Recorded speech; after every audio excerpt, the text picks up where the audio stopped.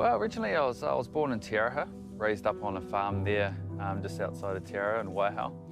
And yeah, I was there for most of the years until I went to St. Peter's in Cambridge for the schooling, and then that's where I discovered javelin. It was a day my eldest brother, Grant, we were at a sports day at our school, and he said, hey, just go down and throw the javelin and get a bit of points for the school. And never seen one really, never even thrown one before, let alone. And yeah, picked it up and broke the junior record pretty much on my first throw, and it pretty much skyrocketed from there. It was a decent throw. I played a lot of cricket through my younger years. I knew I had a good arm, and you know, being a bowler and always threw things when I was a kid. In 2000, when I was 17, I won my first national senior title, and from then I've only missed one national championship since then in winning the title. So I've had 16 national titles in the javelin in the senior level. Yeah, so it's been 15 in a row as of this year. So it's been a huge sort of career in that terms of things. For javelin, it's definitely high-end stress. You're running in nearly at your full speed, and you have to block and stop yourself from moving right at the line there. So you can imagine all the forces instantly going into the lower part of the body, but then your upper body has to activate to throw that javelin far. So there's huge amounts of stress that starts from the feet, ankle, knee, your hips, your lower back, right up through the shoulder and into your elbow and the wrist. So it's, you have to be well conditioned to handle it.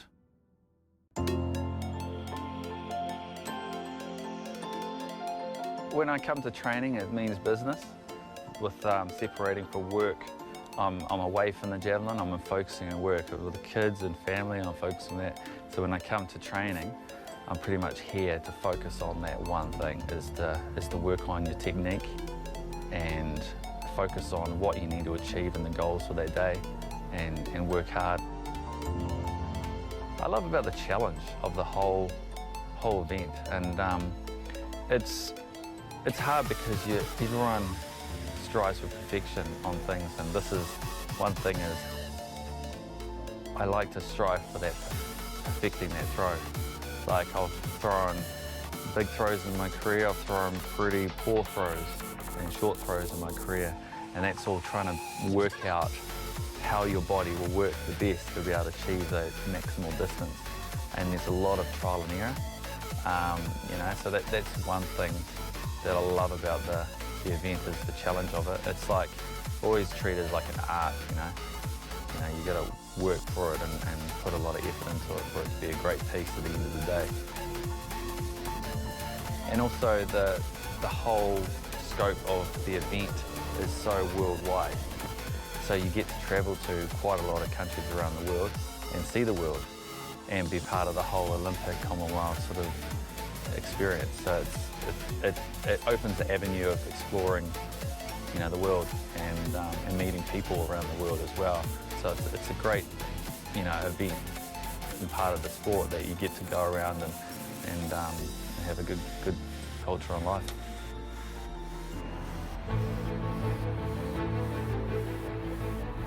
So these games will be my 4th Olympic Games consecutively, and it's you know, going to Athens Olympics, the first one of mine, was quite special because of the home of the Olympics, and every Olympics since then has just sort of grown on itself in my own performance and placing. So it feels like these Olympics is another Olympics of growth and performance for me. And going to the 4th, you know, I want to get into that final again and then push towards the medals, because that's the ultimate goal I want to really achieve, is to get up amongst those top 3 in the world.